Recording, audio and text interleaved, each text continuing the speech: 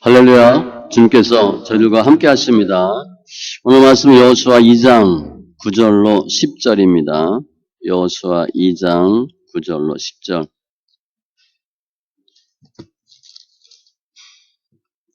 구약 321쪽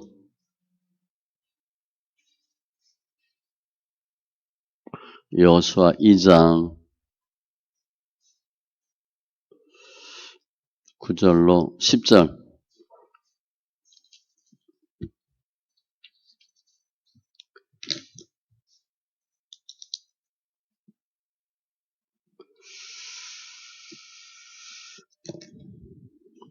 같이 천천히 말씀 읽습니다. 말하되 여호와께서 이 땅을 너에게 주신 줄을 내가 아노라. 우리가 너희를 심히 두려워하고 이 땅 주민들이 다 너희 앞에서 간담이 농나니 이는 너희가 애굽에서 나올 때에 여호와께서 너희 앞에서 홍해 물을 마르게 하신 일과 너희가 요단 저쪽에 있는 아모리 사람의 두 왕 시온과 옥에게 행한 일 곧 그들을 전멸시킨 일을 우리가 들었음이니라. 아멘. 다시 한번 읽습니다. 9절 10절. 말하되 여호와께서 이 땅을 너에게 주신 줄을 내가 아노라. 우리가 너희를 심히 두려워하고 이 땅 주민들이 다 너희 앞에서 간담이 농나니 이는 너희가 애굽에서 나올 때에 여호와께서 너희 앞에서 홍해 물을 마르게 하신 일과 너희가 요단 저쪽에 있는 아모리 사람의 두 왕 시온과 옥에게 행한 일 곧 그들을 전멸시킨 일을 우리가 들었음이니라. 아멘. 기도합니다. 할렐루야. 주신 하나님 감사합니다. 저희들 주님께서 빚값으로 사신받은 주의 백성 되게 하시고 예배로 영광 돌리는 귀한 은혜를 더하심을 감사합니다. 영과 진리의 예배로 축복하시고 말씀을 보는 눈, 듣는 귀, 깨닫는 마음 더하여 주셔서 친히 예수가 우리 삶 가운데 생명되는 귀한 은혜가 있게 하여 주시옵소서. 감사하며 모든 말씀 예수님의 이름으로 기도합니다. 아멘. 이제 코로나가 지나고 우리 한국의 교회가 10,000개가 없어졌습니다. 한 13%, 14%가 없어졌어요. 그러면 이걸 어떻게 봐야 되나? 물론 하나님 하신 겁니다. 그럼 교회가 그냥 망할 건가? 아니에요. 부흥은 반드시 다시 옵니다. 부흥의 순서는 느헤미야 8장과 9장을 보면 회개 운동이 일어나고 그리고 말씀 운동이 일어나고 전도 운동이 일어나요. 그러니까 이 순서는 이걸로 하셔야 돼요. 근데 부흥은 숫자만 느는 게 부흥이 아니에요. 부흥의 원래 뜻은 회복이에요. 회복.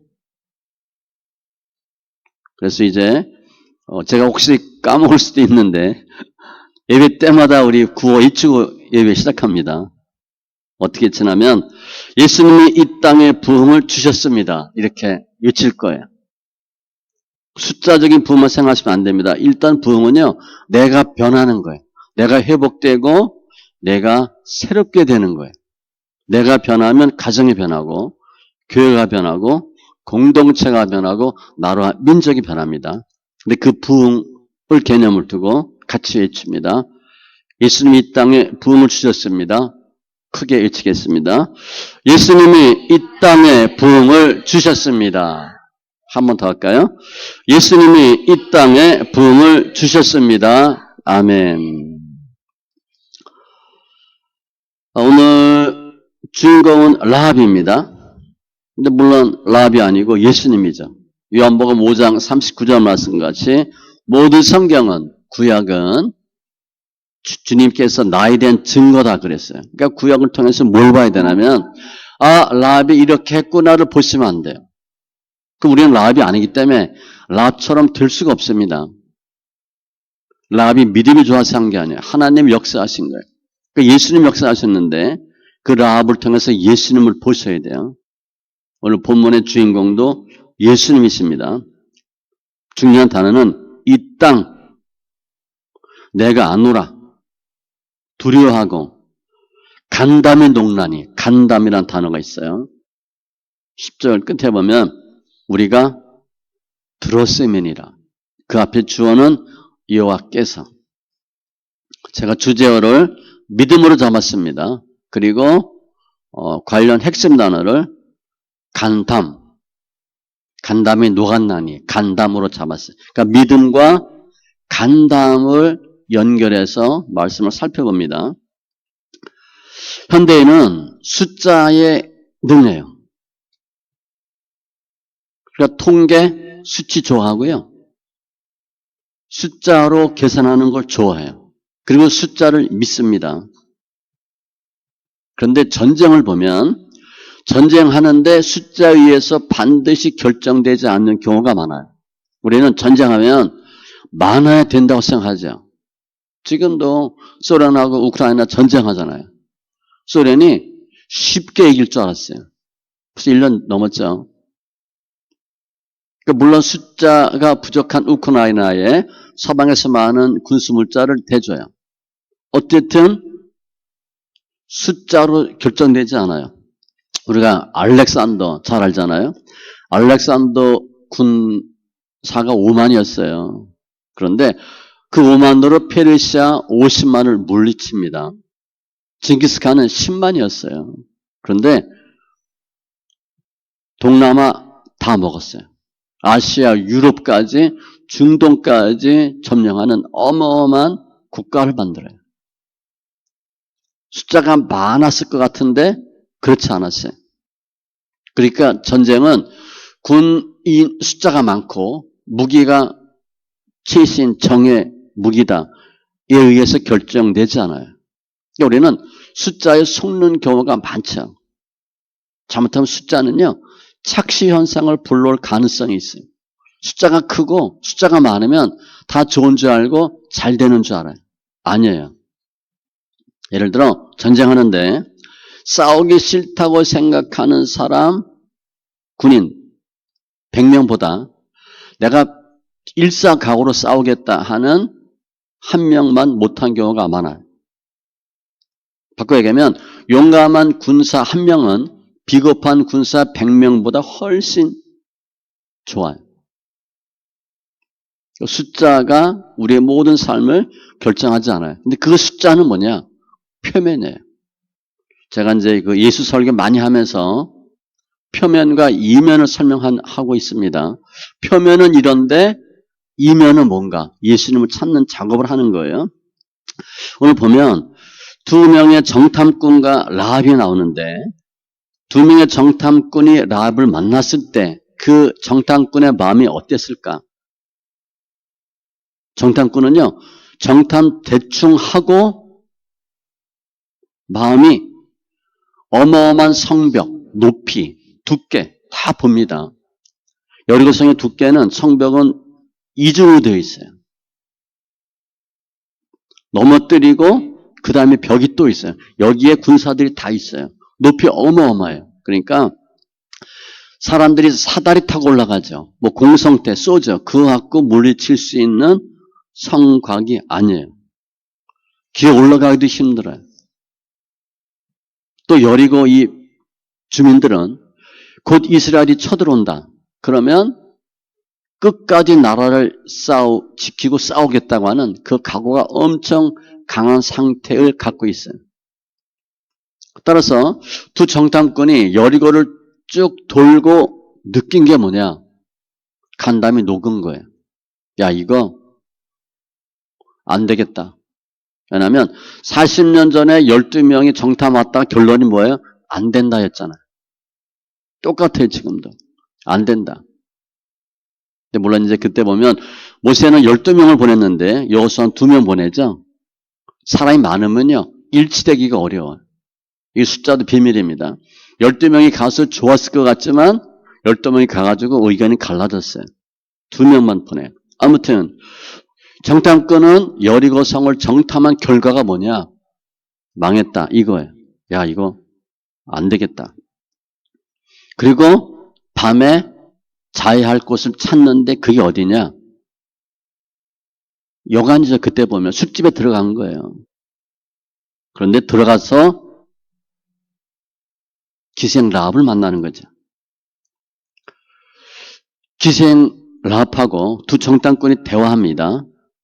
오늘도 대화하는 것이고 다음에도 보면 밑에 대화가 나와요. 근데 그 정탐꾼한테 라합이 준 정보가 뭐냐면 이 여리고에 얼마나 강한 군사가 있고 청백이 어떻고 뭐 군량민가 얼마나 비축되어 있고 무기가 무엇이고 이런 얘기 하지 않았어요. 라합은 술 따르는 일을 하면서 거기 드나드는 정치인, 군인들이 하는 얘기를 들어요. 그래서 그들이 하는 얘기를 듣고 다 고위 관리들이에요. 고급 정보를 두 정탐꾼에게 알려준 거예요. 군사 비밀이 아니에요. 그 내용은 여리고가 외형적으로 표면으로는 엄청 강한데 실제로는 여리고 사람들이 지금 벌벌 떨고 있다는 거예요. 간담이 녹았다. 우리가 지금 벌벌 기고 있다고 얘기해요. 정탐꾼하고 생각과 전혀 반대 얘기를 합니다. 두 정탐꾼은요, 정탐한 결과 간담이 녹았어요. 야, 이거 여리고 함락 어렵겠다. 그랬는데 라합은 반대로 얘기해요. 두 정탐꾼은 표면을 본 거예요. 수치를 본 거예요. 상황을 본 거예요. 상황으로 보니까 불가능해.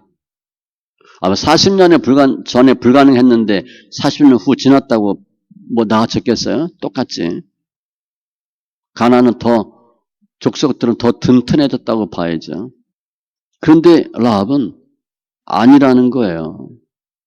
라합은 겉을 보고 얘기한 게 아니라 속을 보고 얘기하는 거예요. 라합의 생각은 두 정탐꾼의 생각과 다른 말을 해요. 다른 관점으로 본 거예요. 두 정탐꾼은 표면으로 안 된다. 기생 라합은 내면을 보고 다른 얘기를 해줘요. 특이한 것은 라합은 기생입니다. 정탐꾼은 군사 전문가예요. 그럼 누구 말이 맞겠어요? 전쟁할 때 누구 말을 들어야 돼? 두 정탐꾼 말을 들어야 되는데 정탐꾼과 기생 라합은 의견이 달랐어요. 그럼 어떻게 라합이 이스라엘이 점령하는데 도움이 되는 말을 했나? 창세 때 하나님이 아담과 하와를 만들었을 때 아담과 하와는 겉에 있는 것도 보고 속에 있는 것도 봐요. 그리고 눈에 보이는 것을 그렇게 중요하게 여기지 않아요. 눈에 보이지 않는 다른 것들도 보고 느끼고 생각할 수 있는 능력을 주셨어요. 상상도 하고 추론도 하고. 우리 많은 사람들은 겉에 있는 것만 봐요. 속을 못 봐요. 아담과 하와는 겉도 보고 속도 봐요. 그러니까 뭐가 중요한지 분명히 알아요. 겉보다 중요한 게 뭐다? 속인 걸 알아요. 타락하기 전에 모습에 모든 걸 생각하고 상상하고 이해하고 판단할 수 있는 능력이 있었어요. 그런데 사람들이 관점이 바뀌는 거죠. 눈에 보이지 않는 이면을 보는 것에 만족하지 않고 눈에 보이는 것을 좋아하기 시작해요. 겉만 보는 거예요. 우리 흔히 그냥 겉만 번지르하다 그러잖아요. 겉을 보기 시작해요. 겉을 더 좋아하는 거예요. 보이는 걸 따라가는 거죠. 창세기 3장 6절에 이제 뱀하고 하와가 대화하고 나서 여자가 그 나무를 본즉 먹음직도 하고 보암직도 하고 지혜롭기도 할 만큼 탐스럽기도 한 나무인지라. 그전에는 저 선악과를 보면 안 돼. 그런 생각을 했는데 어떤 마음이 들었냐? 저거 먹어도 되겠네. 야, 저거 보암직하고 먹음직하고 겉을 보기 시작하는 거예요. 야, 저거 괜찮은데. 겉을 보기 시작하다가 어떻게 돼요? 선악과를 먹습니다. 그리고 에덴에서 쫓겨나요. 인간이 에덴의 동산에서 쫓겨나고 타락한 이후에 사람들은 더 이상 이면을 볼 수 있는 능력을 잃어버렸어요. 속을 못 봐요. 겉만 봐요. 그런 안목도 없어지고 지혜도 없어졌어요.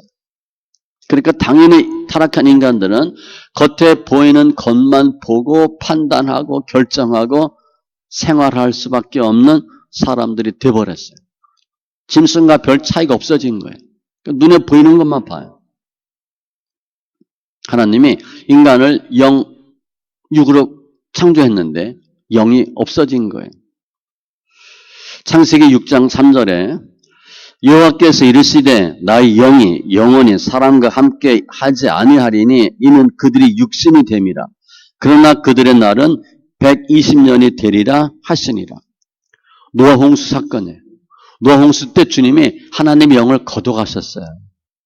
그러니까 영육의 사람이 아니라 육의 사람이 돼요. 겉만 보는 거예요.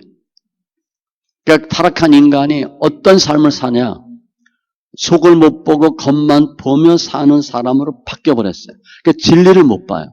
본질을 못 보고 눈에 보이는 것, 머릿속으로 생각할 수 있는 것, 흔히 얘기하면 숫자로만 의존하고 판단하고 살아가는 정말 낮은 수준의 삶을 살아요. 내가 무슨 능력이 있어, 힘이 있어. 그래도 겉에 보이는 표면을 보고 그걸 할 수 있다 없다 결론져요. 내가 약해 보이면 그걸 넘을 수 있는 어떤 지혜나 어떤 다른 능력을 사용할 수 있는 권세가 없어진 거예요. 그러니까 늘 어떻게 돼요? 두려워해요. 겉모습을 보고 두려워해요. 본질을 놓친 거죠. 비본질에 충실하게 되고 핵심이 아니라 주변에 의해서 삶이 결정되는 타락한 모습으로 변해요. 한마디로 비참한 거죠. 환경에 잡히는 사람들이 되어버렸어요. 그런데 오늘 라합이 두 정탐꾼에게 자기 생각을 얘기하잖아요. 표면이 아니라 이면을 얘기해요. 크게 두 가지입니다. 9절에 보면 우리가 너희를 심히 두려워하고 이 땅 주민들이 다 너희 앞에서 간담이 녹나니 심리 상태를 얘기해요. 우리가 간담이 녹았다. 우리가 굉장히 두렵다. 두 번째 10절에는 여호와께서 하신 일을 설명해요. 그러니까 기생라합이 술만 팔고 물만 파는 사람이 아니라 국제 정세도 잘 알고 있는 여인이에요. 하도 많이 들으니까. 하나님이 어떤 일을 했는지를 설명해. 특별히 중요한 것은요. 이스라엘 사람들이 어떻게 했다 그 얘기하지 않고 여호와께서 어떻게 했다라고 설명해요. 두 가지를 얘기해요. 이 두 가지는 두 번째 거는 두 정탐꾼이 알죠. 본인들이 했던 일이니까 시온, 마옥, 옥 다 죽였잖아요. 그러니까 본인이 알아요. 근데 첫 번째 거는 처음 듣는 얘기야. 그리고 전혀 반대되는 의견이에요. 지금 실제 간담이 녹아서 벌벌 떨고 숨어있는 사람들은 누구예요? 정탐꾼인데 라합은 반대로 얘기해요. 우리 민족들이 우리나라 사람들이 떨고 있다는 거예요. 이제 앞으로 곧 전쟁할 겁니다. 다들 이제 여리고 백성 성 사람들도 숨지고 있어요. 그리고 곧 후에 전쟁이 시작되죠. 전쟁은 기술과 병력도 중요한데 더 중요한 게 뭐냐? 심리전이에요. 심리가 가장 중요해요. 내가 싸우기 싫고 마음도 없고 준비도 안 됐다. 그러면 무기가 아무리 좋아도 소용없어요. 우리 옛날에 뭐 어렸을 때 얘기니까 월남전 그때 미국이 월남에 많이 군수물자 대줬잖아요. 근데 어떻게 했다 그랬어요? 거의 다 베트남 때 팔아먹었다 그랬어요. 우리 6.25 때 한국군도 전쟁할 때 뭐 전쟁 경험도 없고 훈련도 안 받았으니까 총 쏠 때 보고 쏘는 게 아니라 총 머리 위에 놓고 쐈다 그랬어요. 그냥 총만 놓고 쏜 거야. 무서우니까. 심리적으로 이미 진 거예요. 그러니까 전쟁은 심리전이 아주 중요하고 심리가 중요해요. 그런데 라합이 그 얘기 해주는 거예요. 우리가 떨고 있다. 우리가 간담이 녹았다. 정탐꾼은요, 본인들이 벌벌 떨고 있는데 라합은 반대라는 거예요. 우리 어려서 학교 다닐 때 싸움 잘하는 친구가 누구예요? 물론 주먹 좀 쓰고 힘 세고 등치 큰 아이가 잘하죠. 그런데 등치가 아주 크다. 그럼 모를까? 비슷비슷하면 악바리가 이겨요. 끝까지 달겨든 애가 이겨요. 오늘 한테 터졌어. 또 얘기해. 내일 또 어디로 오라 또 그래. 나중에 등치 큰 놈이 질려요. 야, 그만하자. 그럼 너 나한테 졌다 그래. 그러니까 저 중학교 때 싸운 생각나는데 힘 좋고 등치 좋은 놈한테 제가 싸웠다가 엄청 두드려 맞았어요. 이놈이 자꾸 약한 애들 괴롭히는 거야. 중2인가 중3 때. 그래서 너 왜 자꾸 약한 애 괴롭히냐. 이 친구는 싸울래가 한번 싸울래? 내가 당연히 맞죠. 엄청 맞았어요. 친구들이 막 말렸어. 뜯어 말렸어. 그 다음부터는 별로 이렇게 약한 애들 안 때리더라고요. 집요하게 달겨드는 친구들이 이겨요. 그 지금 라합은요, 겉을 보지 않고 속을 본 거야. 속을 보니까 이걸 계산하는 게 아니고 숫자가 아니에요. 심리를 설명한 거예요. 그래서 두 정탐꾼에게 용기를 주는 거예요. 야, 실은 우리가 벌벌 떨고 있다. 이 라합이 누구예요? 요한복음 5장 39절에 의하면 예수님의 예표예요. 예수님이 지금 일하고 계시는 거예요. 사람들은, 이스라엘 백성은 오다가 가끔 전쟁도 했지만 너무 큰 성벽, 높이 이런 걸 보고 벌벌 떨고 있어요. 내가 뭘 해야 되는데 앞에 큰 장애물이 있는 거야. 그래서 어찌할 줄을 모르고 있는데 오늘 표현을 보면 간담이 녹았는데 주님은 라합이 두 정탐꾼에게 이야기해서 힘과 용기를 준 것처럼 주님이 하시는 거예요. 예수님은 어떤 일을 하시나 내가 뭘 해야 되는데 할 수 없는 너무나 큰 장벽이 있어서 벌벌 떨고 있는 사람에게 실은 사탄이 떨고 있다. 그 얘기를 해주는 거예요. 내가 떨고 있는데 실은 사탄이 떨고 있다. 라는 메시지를 주는 분이 예수님이에요. 지금 라합의 역할은 예수님의 그 역할을 예표하는 거예요. 예수님 오셔서 어떤 일을 하실 것을 알려주는 거예요. 눈앞에 있는 장애물을 보고 떨지 말고 실은 사탄이 떨고 있다. 너는 반드시 이길 수 있다. 그 얘기를 하는 거예요. 이게 예수님 오신 목적이고 이유예요. 예수님이 어떤 분인가? 예수님의 신성은 예수님은 하나님과 본체예요. 성부 하나님, 성자 하나님. 예수님은요, 인간이 계산할 수 없고 볼 수 없는 것을 보고 계산할 수 있는 분이에요. 사람들은 눈앞에 있는 것만 보고 판단하고 결정하고 벌벌 떨어요. 그 간담이 녹아요. 맥이 축 빠져요. 팔이 축 늘어져요. 다리가 후들후들 떨려요. 어떤 사건, 사고, 사람을 보면. 이게 우리 인간의 모습이에요. 그래서 내가 해야 할 일을 능히 하지 못하고 안 된다고 하고 포기하고 좌절해요. 그 인생이 삐뚤어지는 거예요. 그런데 주님은 이런 상황에서 간담 녹은 우리를 위로해주고 소망 갖게 하고 새롭게 하실 수 있는 분이 예수님이에요. 그게 예수님의 신성이에요. 주님은 다 하실 수 있거든. 다 하실 수 있고 다 아셔요. 그러니까 내가 떨고 있는데 실은 내가 떨고 있는 게 아니야. 저쪽이 떨고 있는 거야. 그걸 분명히 알려주시는 분이 예수님이에요. 그래서 뭐하게 하시려고? 우리로 하여금 벌벌 떨고 있는 우리로 하여금 능히 앞에 있는 장애물을 넘고 가라고 해주시기 위해서 주님이 그렇게 하셔요.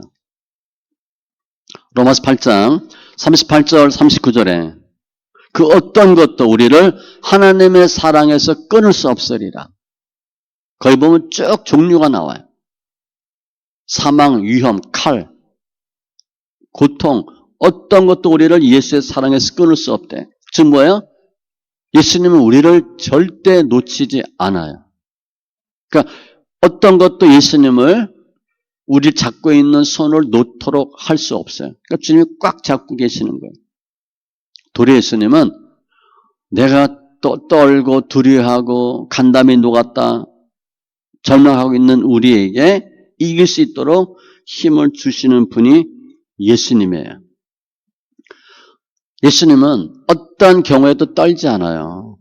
하나님이신데 성벽, 성곽 다 무너뜨릴 수 있어요. 전능하신 분이에요. 오히려 우리가 두려워하고 있는 대상을 한 번에 없앨 수 있는 어마어마한 분이에요. 그 이유는 뭐냐면 하나님 우리를 핏값으로 사신받은 백성 삼았잖아요. 자녀 삼았잖아요. 우리 자녀가 어디 가서 얻어맞고 오고 날마다 뭐 털리고 갑질당하고 흙수저처럼 살기 원해요? 그런 부모 아무도 없어요. 우리는 그렇게 살아도 자녀들은 그렇게 되지 않기를 원해요. 우리 인간 부모도 그런데 하나님은 당연하시죠. 그보다 더해요. 하나님 택한 백성 다 이기며 살도록 주님이 원하셔요. 그런데 그 사실을 믿지 못하는 것 때문에 주님 오신 거예요. 예수 믿으라. 주님 오셔서 벌벌 떨고 있는 인생들에게 위로해 주시고 힘을 주셔요. 할 수 있다 말해 주셔요. 근데 예수님은 외모가 어떻다고 그랬어요? 딱 보면 이게 아니에요. 딱 보면 이렇게 되는 거예요. 실망하는 거예요. 이사야 53장 2절 고운 모양도 없고 풍채도 없고 흠모할 만한 아름다운 것이 없대요. 딱 보면 찌질이. 요즘은 찐따라는 말을 아이들이 쓰던데 그 어렸을 때 제가 쓰던 말인데 그 안 좋은 말이잖아요. 딱 보면 아니야. 외모가 그랬어요. 그러니까 사람들이 예수님을 보고 야, 뭐 대장부답다 이렇게 말해 주질 않아요. 뭐야? 이렇게 하는 거예요. 평범한 모습이잖아요. 그 도리어 세리와 창기 친구라고 그냥 폄하해버려. 아이고 참 생긴 대로 논다 이렇게 하는 거죠. 예수님이 힘들어하는 사람들에게 믿음으로 할 수 있다. 절망하고 있는 사람들 세우시고 싸우고 이기게 하시고 라고 할 때마다 사람들은 바알세불의 힘을 힘입어서 저짓한다. 뭐예요? 예수를 귀신 취급하는 거예요. 예수도 귀신이다. 기생 라합이 직업이 기생이잖아요. 그 사람들이 기생 라합을 어떻게 대우했겠어요? 신뢰하지 않는다고. 예수님도 직업이 뭐였어요? 목수였거든요. 그러니까 직업이 목수였기 때문에 당한 후폭풍이 엄청 커요. 목수 주제 이렇게 하는 거야. 네가 뭔 사람을 살린다고. 무슨 구원자라고. 하나님의 아들이라고.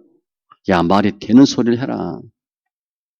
그러니까 주님은 택한 백성을 살리기 위해서 이기게 하기 위해서 장애물을 넘기 위해서 말씀해 주시고 힘을 주시는데 그때마다 멸시당하고 조롱당하고 핍박받고. 근데 예수님 어떤 분이에요? 하늘 모든 권세 다 버리고 내려오셔서 하시는 일이잖아요. 그래도 인간들은 예수를 예수 취급하지 않아요. 십자가에서도 그러잖아요. 뭐? 나를 믿으라고? 내가 십자가에서 내려와봐. 너를 구원해. 그럼 내가 너 믿을게. 너 자신도 못 구하면서 무슨 남을 구원한다고 하냐. 예수님은 불쌍한 인간들을 위해서 인간의 모습으로 오셨고 그리고 인간을 돕는데 그 모습 때문에 엄청난 비방과 멸시를 받아요. 주님은 사역 자체가 어렵고 그 사역의 짐보다 더 힘든 게 뭐냐? 죄도 없고 죄도 모르시는 하나님임에도 불구하고 인간들에게 받는 멸시, 의심, 비방이 훨씬 힘들어요. 나는 아무 잘못이 없어. 근데 자꾸 날 뭐라 그래. 우리 얼마나 힘들어요. 내가 죄인이고 거짓말을 많이 하고 사기꾼이야. 근데 사기꾼이라고 그러면 이해하지. 본인이 알거든. 내가 사기꾼은 그거 어떻게 알았어? 그렇게 얘기하는데 난 전혀 거짓말하지 않고 정직하게 살려고 하는데 사기꾼이라 그러고 거짓말쟁이라 그러면 우리는 어때요? 엄청 힘들죠. 예수님은 2000년 전에 인간의 모습으로 이 땅에 오셔요. 그래서 오늘 라합이 한 것처럼 주의를 하셔요. 죽은 나사로 살리시고 병을 이기시는 거예요. 배고픈 자들에게 먹을 걸 주시고 가늠한 여인 현장에서 용서해 주시고 다 우리들이 갖고 있는 우리의 간담을 높게 하는 것들을 다 해결해 주시는 거예요. 그런데 우리를 힘을 잃게 해주시고 해결해 주시지만 실제 주님이 물리치는 건 뭐예요? 우리로 하여금 간담이 높게 하는 그 것들을 없애는 거예요. 그게 더 힘들어요. 사탄의 역사, 사탄의 방해죠. 율법과 죄의 권능. 우리가 늘 죄 때문에 속잖아요. 인간의 무기력, 좌절감, 죄인된 모습. 그걸 다 주님이 해결하게 주기 위해서 오셨어요. 그리고 말씀하셔. 내가 다 너희를 해방케 하리라, 자유케 하리라. 다 말씀하셔요. 지금 이 기생 라합이 있는 곳이 여리고인데 여리고 땅 삭개오가 살았어요. 삭개오에게도 주님 오시죠. 삭개오는요. 사람 취급을 받지 못했습니다. 그 당시 세리면 죽일 놈이에요. 매국노. 사람 취급을 안 해. 같이 회당에서 예배도 못 드려요. 만나면 돌 던지고 욕해요. 그런데 주님이 여리고에 사는 삭개오에게 오셔서 죄 용서해 주시고 회개하도록 해 주시고 다시 인생 살도록 힘을 주시잖아요. 삭개오는요. 그날 예수 만나고 인생이 바뀌어요. 그전에는 돈밖에 몰랐어요. 돈. 삭개오며 부인이며 아이들이 다 돈 투정만 해요. 그런데 예수 만나고 완전히 바뀌죠. 주님이 이 가정에 구원이 임했다 그랬어요. 근데 그때 삭개오를 보면 바리새인들은 삭개오를 어떻게 봐요? 저 돈밖에 모르는 수전노, 매국노, 예수는 안 믿는 나쁜 놈 이렇게 봐요. 삭개오의 죄 목록을 쫙 적어놓고 저런 죄인은 죽어야 돼. 그러고 있어요. 그 삭개오에게 주님 오셔서 죄 다 사함받고 아브라함의 후손 구원자로 축복해 주셔요. 예수님은 우리가 이 여리고 성에서처럼 높은 성벽과 두꺼운 성벽 이것 때문에 벌벌 떨고 있는 하긴 해야 되는데 할 수 없어서 좌절하고 간담이 떨어진 우리 비참한 추악한 인간들에게 더 이상 좌절하지 말고 포기하지 말고 할 수 있다 라고 하는 구원 역사를 보여주셔요. 실은 예수님이 오셔서 떠오는 거 누구예요? 귀신이 떨었어요. 마가복음 4장 5장을 보면 4장에서 제자들과 함께 배를 타고 가다 광풍을 만나요. 죽기 살기를 겨우 살죠. 근데 5장에 들어가면 귀신 들린 군대 귀신 들린 사람이 나와서 예수를 맞아요. 그리고 예수님이 그 귀신을 쫓아요. 그 광풍과 귀신을 연계하면 제가 연계의 떨림으로 설교를 한 적이 있어요. 왜 광풍이 나타났냐? 예수님 못 오게 막는 거예요. 귀신이. 자기가 나가야 되니까. 그러니까 실은 누가 떨고 있는 거예요? 누가 난리 피고 있는 거야? 제자들은 제자들 광풍 때문에 힘들어하는데 실제 그 광풍의 본질이 뭐예요? 귀신이에요. 예수님이 오시니까 실은 누가 떨고 있냐? 귀신이 떠는 거예요. 사탄은 인간들에게 겁줘요. 그러니까 두려움은 주로 이제 죄성이고 사탄이 주는 건데 두려워하고 떨어서 주의 길을 가지 못하도록 우리가 계획하는 인생을 가지 못하도록 해요. 그러니까 이긴 것 같아. 그런데 실은 예수 만나면 도망가요. 우리는요. 처음부터 우린 쫄아 있어. 사탄은 안 그래. 처음에는 엄청 강하게 보여요. 눈을 부릅뜨고 그야말로 대장부같이 힘센 사람같이 하는데 나중엔 결국 져요. 그래서 예수님이 이 땅에 오시지 않았다면 우리는 늘 어떤 인생을 살아야 되냐? 우리 앞에 있는 엄청난 장애물 때문에 우리 길을 가지 못하고 벌벌 떨며 한평생 살다가 죽어요. 그게 인간의 모습이에요. 주님은 우리가 두려워하는 모든 그 근본을 다 없애주셨어요. 세리 창녀를 구원해 주시고 이렇게 세우셨다. 그 당시 세리 창녀는 사람이 아니거든요. 그건 모든 사람의 문제를 다 해결할 수 있다는 증거예요. 예수님이 친히 우리 신랑 되시잖아요. 신랑. 우리 사모가 자꾸 저거 가짜 신랑이라고 기분이 안 좋은데 진짜 신랑 만났다고 나 가짜래. 맞긴 맞죠. 주님 우리 신랑이에요. 신랑이 신부 어떻게 하겠어요? 끔찍이 아끼죠. 여러분이 남편 생각하면 안 돼. 여러분 남편 여러분 잘 안 해주잖아. 그 신랑 신부가 아니고 진짜 신랑은 우리 신부 위에 목숨을 버렸잖아요. 우리 포기하겠어요? 포기하지 않아요. 주님이 끝까지 지켜주셔요. 로마서 6장 9절 이는 그리스도께서 죽은 자 가운데서 살아나셨음에 다시 죽지 아니하시고 사망이 다시 그를 주장하지 못할 줄을 알미로다. 주님은 사망을 다 이기셨어요. 주님은 주님 택한 백성이 사망 때문에 힘들어하는 거 다 보시고 우리 힘들게 하는 사망을 다 없애 주시는 거예요. 그러기 위해서 이 땅에 오신 거예요.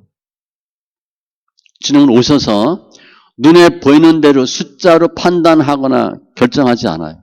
주님은 보이지 않는 걸 보셔요. 그리고 죄인된 죄를 용서해 주시고 벌벌 떨고 있는 우리를 강하고 담대하게 만들어 주셔요. 격려해 주셔요. 라비한 것처럼. 실은 우리가 떨고 있다. 우리가 질 것 같아. 너희들 오면 우리는 그냥 파죽 지세를 우린 진다. 주님은 표면으로 판단하지 않아요.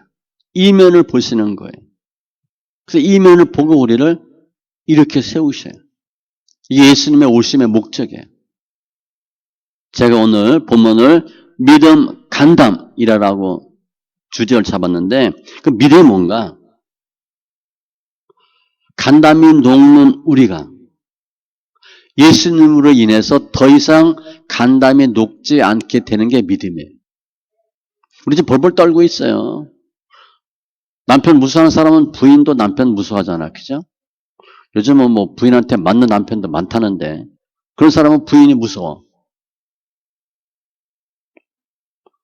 저 예전에 대학교에 있을 때 새벽인가 뭐 차례 때인가 가는데 골목인데 한 고등학교 정도 됐을 것 같은데 여자아이가 남자애를 딱 때리더라고요. 요즘 그런 세상이에요. 담배 딱 물고. 뭐 맞을 짓을 했나 뭐 그럴지 몰라. 그렇다고 딱 때리더라고요. 여자아이가.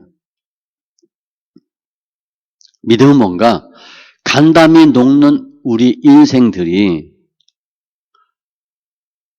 우리를 예수 만나서 간담 녹지 않고 산다라고 믿는 게 믿음이에요. 그러니까 어떤 믿음이 필요한가? 주님은 나를 힘들게 하는 모든 것, 내 간담을 녹게 하는 모든 것들을 다 해결해 주시는 분이다라고 믿는 거예요. 나는 못하지만 주님은 하셔요. 지금 라합이 왜 우리가 간담이 높고 너희가 분명히 이긴다 라고 말했나? 라합은 표면이 아닌 이면을 본 거예요. 그 이면이 뭐야? 저 민족은 여호와가 함께하는 민족이다. 그럼 당할 수 있어요? 못 당한다는 거예요. 그건 계산으로 나오지 않아요. 라합은 여리고 군대의 군사력과 이스라엘의 군사력 비교하지 않았어요. 하나님께서 어떻게 하실 건가 본 거야. 하나님이 저 민족에게 우리 민족도 허락하셨다. 그걸 믿었어요. 너무 힘들겠죠. 자기 나라가 망한다는 걸 믿어야 되니까. 예수님의 역사하심을 보고 우리가 진다라고 말한 사람이에요. 믿음으로 한 거예요. 따라서 우리는 예수를 만나고 예수를 믿는 사람이면 인생 살면서 여러 가지 난공불락의 요새를 만나요.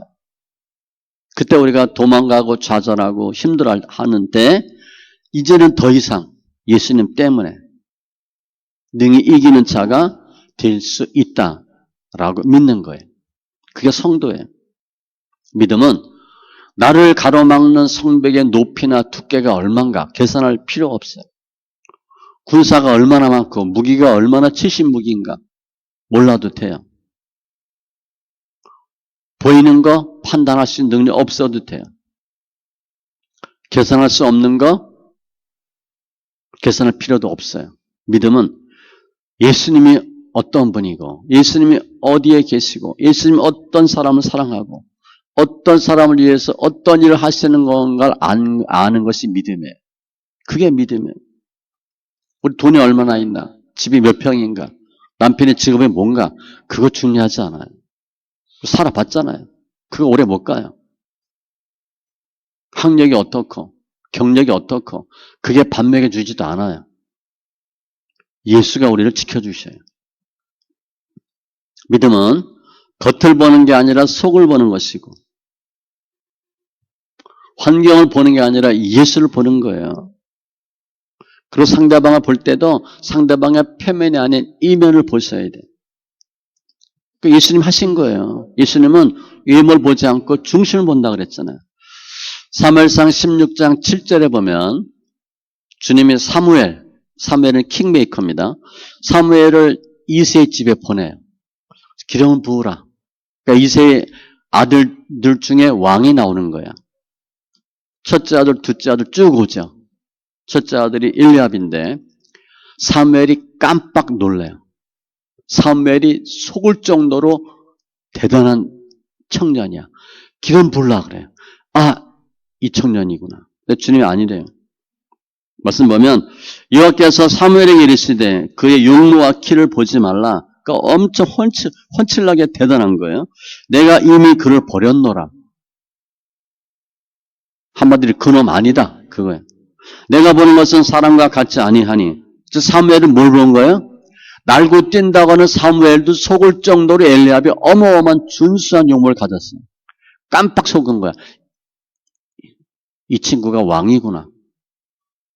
사무엘이 속을 정도니까 어마어마한 사람이잖아요. 사무엘이 그냥 대충 이렇게 괜찮네 그래서 기름 부으라고 했겠어요? 사무엘이 볼 때 왕이다 싶을 정도면 어마어마한 사람이에요. 사람은 외모를 보거니와 나 여호와는 중심을 보느니라 하시더라. 그 첫째, 둘째, 셋째 다 지나가잖아요. 그리고 다윗을 택하잖아요. 다윗을 택했는데 다윗을 택했을 때 사도행전에 보면 다윗은 내 마음에 합한 자라 그랬어요. 내 마음에 딱 든대. 우리가 하나님 마음에 들면 어떻게 됐어요? 난리가 나는 거야. 난리가 나.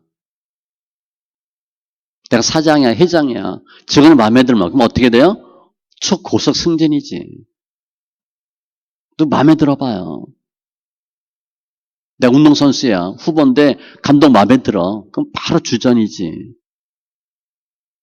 믿음은 내 인생의 견고한 성벽을 보고 낙담하고 좌절하는 것이 아니고 그렇지만 예수님을 통해서 능히 나의 대적을 물리치는 것. 그게 믿음이에요.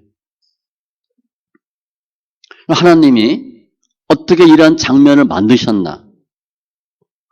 사람들이 하나님을 떠나요. 하나님은 보이는 것도 없잖아. 눈에 보이는 걸 따라 떠나요.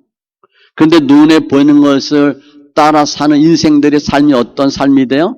비참하지. 표면만 보고 사니까 고통으로 살죠. 우리 예수 안 믿는 사람 생각하면 돼요.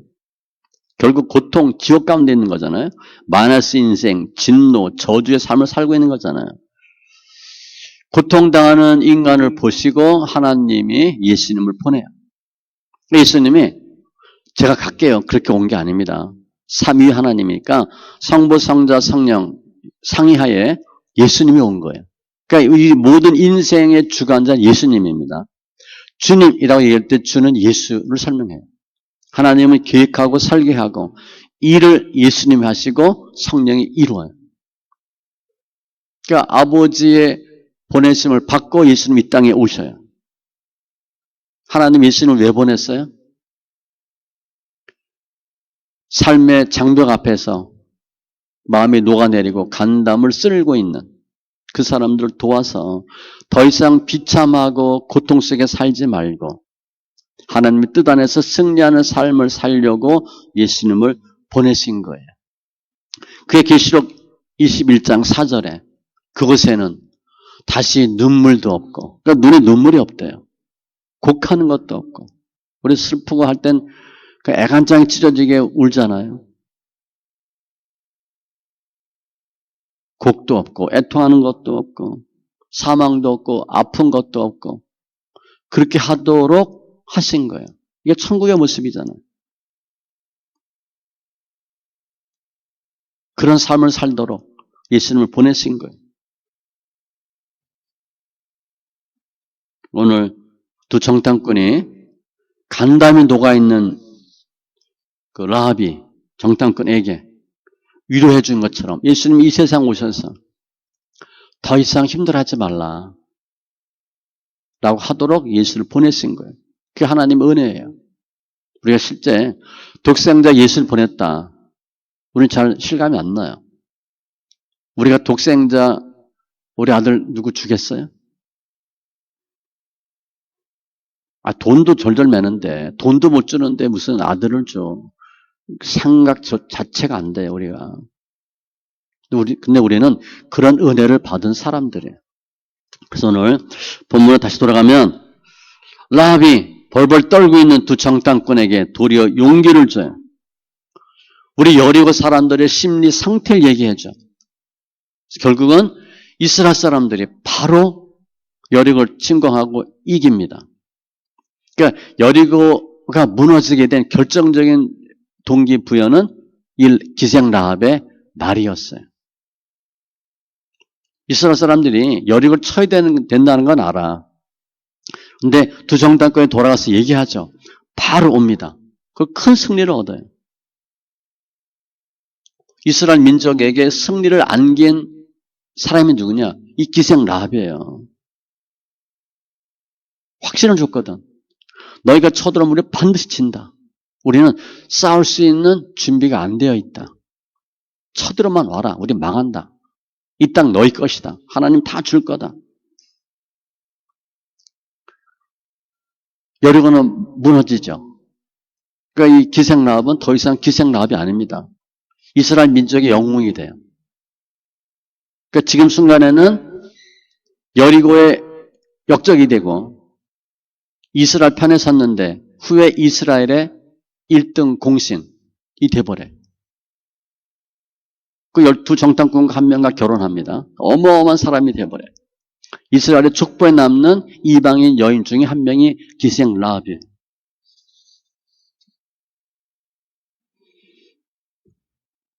기생 라합의 말로 이스라엘이 이길 수 있도록 하나님 역사해 주셨어요.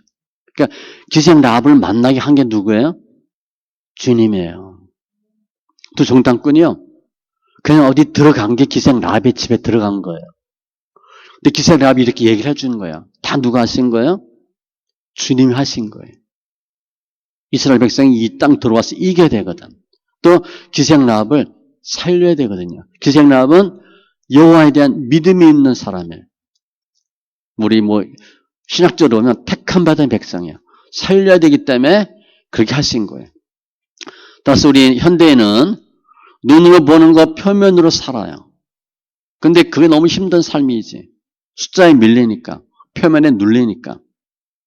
그런데 주님이 예수님 오셔서 표면이 아닌 이면을 보게 해주셨어요. 그리고 주많은 우리 인간도 예수 믿고 의인 되게 해주시고 우리 한계도 뛰어넘을 수 있게 해주셨어요. 우리는 눈에 보이는 한계 앞에 좌절해요. 시작도 못해. 근데 주님이 겉을 보지 말고 속을 보라. 그래서 표면을 이길 수 있도록 해주셨어요. 그게 현대인의 복이에요. 어떤 죄인이라도 예수 앞에 나오면 죄 다 사함받습니다. 그러니까 분명한 건 사함받지 못할 죄가 없어요. 우리는요, 싫은 소리 하나 들어도 그거 못 참아요. 근데 주님은 다 사해 주셔요. 예수께 나오면 제사함 받고, 예수께 나오면 우리의 표면을 이길 수 있도록 주님 해 주셔요. 더 이상 절절매지 말고, 간담 녹지 말고, 두려워하지 말고, 예수께 나오라는 거예요. 그렇게만 하면 주님이 다 해결해 주셔요. 내가 해결할 수 없는 벽을 주님이 해결해 주셔요. 그러나 예수께 나오지 않으면 표면에 속아서, 표면에 눌려서, 숫자에 속아서 비참하고 두려운 삶을 살다가 지옥 가요. 죽어봐야 아는 게 아니에요. 반드시 지옥과 천국은 있어요. 그래서 우리가 누구든지 예수 앞에 나오면 나의 장애를 이길 수 있고 나의 근심과 두려움 다 주님이 물리쳐 주셔요. 그럼 우리 성도는 어떤 복을 받나? 이게 더 중요하죠. 우리 성도가 거룩할 성인데 다 거룩하지 않아요. 완벽하지도 않아요. 우리가 알잖아요. 날마다 죄 짓죠. 허물 많죠. 죄인이죠. 두려워하죠. 떨죠. 툭하면 맥죽 빠지죠. 머리가 띵하고 골치 아프죠. 가슴을 치고 애통하죠. 이게 우리 성도의 모습이에요. 어려서는 힘들고 어려운 일이 별로 없었어요. 근데 나이가 들수록 점점 못한다는 생각이 들어요. 초등학교 때 다 뭐 되고 싶어? 대통령, 장군이잖아요. 가병할수록 대통령은 안 될 것 같아. 장군도 별로인 것 같고 힘들 것 같아. 장성도 안 될 것 같아. 뭐 군대 가면 뭐 수호이나 달까? 회사 가면 부장이나 할 수 있나? 이렇게 점점 바뀌어요. 나이 들면 소원이 뭐야? 평범한 아빠, 엄마가 최고 이렇게 바뀐다니까요. 나이가 들수록 낙담하고 절망하는 일이 많아져. 근데 실은 저 고등학교 때 그 장래 희망 저 뭔지 아세요? 어부라고 적었어요. 욕 엄청 먹었어요. 불려갔어요. 저 그때 고등학교 시험 보더란 1류고등학교였거든요. 진짜 어부하고 싶냐. 반 애들이 막 뭐라 그러는 거야. 알고 보니까 제 얘기하는 거야. 제 어부 되고 싶대. 그냥 어부가 좋았어요. 그냥 고기 잘 잡고 그런 것도 아닌데 그랬더니 아니 너 어떻게 우리 고등학교 학생인데 어부를 한다고 그러냐. 근데 지금 보니까 목사가 된 거예요. 그리고 낚시 좋아하잖아요. 그렇게 잘 못 잡아도. 아무튼 우리 소원이 점점 우리 비전이 점점 작아져요. 나이가 들면. 그만큼 뭐 했다는 거예요? 인생의 장벽이 많아진 거예요. 그때 주님은 오늘도 낙담하고 있는 우리에게 찾아오셔서 내가 이렇게 한다. 나 믿으면 이렇게 할 수 있다. 보여주시고 이길 수 있도록 해주셔요. 우리를 보면 환경을 보면 힘들고 쪼그라드는데 주님이 하신 일을 보면 할 수 있어요.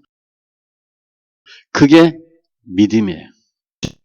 요한복음 14장 27절 평안을 너에게 끼치노니 곧 너의 평안을 너에게 주노라. 내가 너에게 주는 것은 세상이 주는 것과 같지 아니하니라. 너희는 남의 근심하지 말고 두려워하지도 말라. 주님의 뜻이 이거예요. 근심하지 말고 두려워하지 말래요. 근데 우리 예수 믿는다 하면서 예수를 믿는 거고 그야말로 염려가 달란트야. 제가 지난주 갔을 때 이 설교했는데 염려가 달란트야. 성경에 달란트 나오잖아요. 재능. 당신 달란트 뭐요? 염려래. 날마다 염려해. 주님 그거 하지 말래요.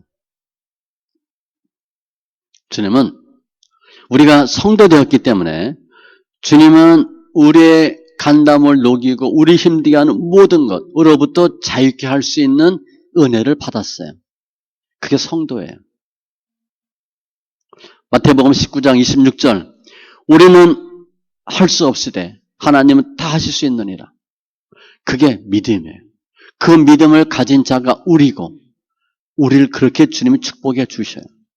따라서 성도는 더 이상 성벽을 보고 근심하는 자가 아니고 행복한 자고 간담이 녹는 자가 아니라 도리어 다른 사람을 살려주는 자가 성도예요. 이게 오늘 본문 내용인데, 그래서 우리 인생을 살면 살수록 힘든 일이 많아요. 간담을 쓸어내는 일이 많아요. 케구르가 철학자죠. 절망을 설명하면서 모든 인간들을 죽음에 이르게 하는 병이 절망이라 그랬어요. 성경에도 낙담하면 마음의 근심을 뼈를 상하게 한대. 그래서 모든 사람은 절망 때문에 죽는다 그랬어요. 실존주의 철학자예요.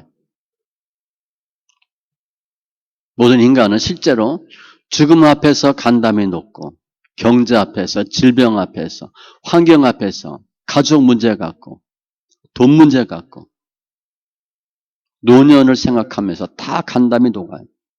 매일 그런 삶을 살아요.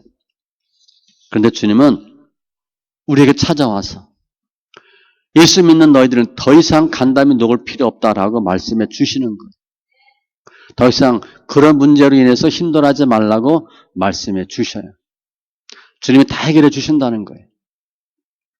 시편 34편 4절에 내가 여호와께 간구하매 내게 응답하시고 내 모든 두려움에서 나를 건지셨도다. 더 이상 두려워하지 말래요. 더 이상 절망하지 말라고 주님이 저희에게 알려주셔요. 우리는 그 예수 만나면 절망할 이유가 없어요. 지금 간담이 녹아내리는 건 나가 아니고 저 사탄이구나, 저놈이구나 라고 바뀌어요. 그걸 주님이 보여주시는 거예요. 그래서 우리가 그렇게 살아야 우리 자녀가 그렇게 살 수 있어요. 그게 믿음으로 사는 거예요. 돈 갖고 살 거예요.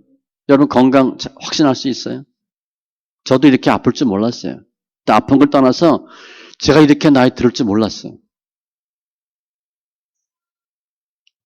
제가 나이 든 걸 생각하면 좀 이상해. 내 친구 보면 야 그렇게 늙었니? 내가 늙은 거야 실은. 친구 보면 너 이렇게 늙었냐? 그 친구도 그럴 거 아니야 나보고 너 왜 이렇게 늙었냐?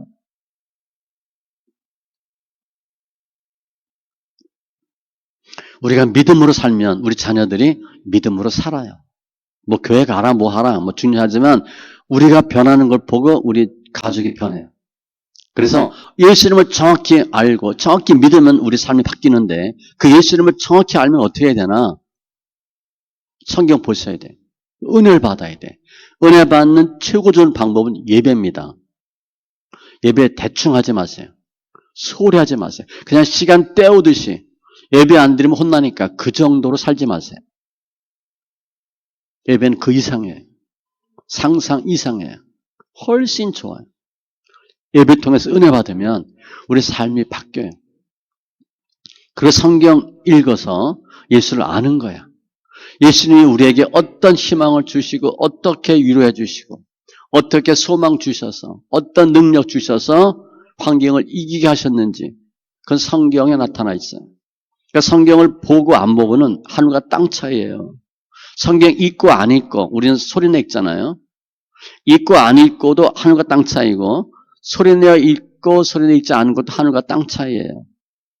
내가 성경을 읽으면 세상에 쫓겨 사는 인생이 아니라 성경을 읽으면 세상을 쫓아가는 인생을 살아요. 멋있지 않아요? 우리가 흑수저고 갑질당하잖아요. 우리 인생을 가장 쉽게 역전시킬 수 있는 방법은 예수 믿는 거예요.